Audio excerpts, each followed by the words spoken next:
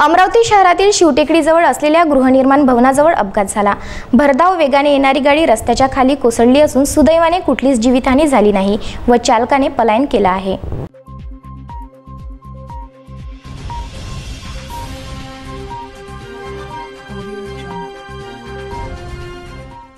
अमरावतीतील शिवटेकडी नजीक असलेल्या गृहनिर्माण भवनानजीक अपघात झाला।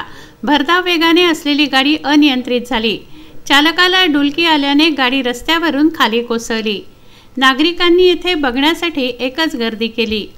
गाडी आडवी पडली, त्यातून नागरिकांनी एका इस्माला बाहेर काढलं।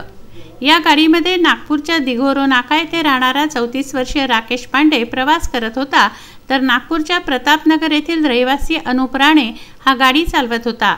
अपघात झाल्यानंतर गाडी चालवणाऱ्या अनुप राणेनं पलायन केलं। कॉन्व्हेंटला पुस्तकं पुरवणाऱ्या कंपनीचे हे दोघे असून अमरावतीतील कॉन्व्हेंटला भेट देण्यासाठी आले होते। शाळा बंद असल्याने नागपूरला परतत असताना हा अपघात झाला। गाडी पडल्याने सामान इतस्ततः विखुरलं। गृहनिर्माण भवनानजीक रस्ता उंच आहे व खाली कार्यालये आहेत, त्यामुळे हा अपघात झाला।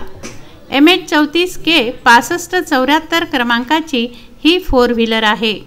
सुदैवाने या अपघातामध्ये जीवितहानी झाली नाही।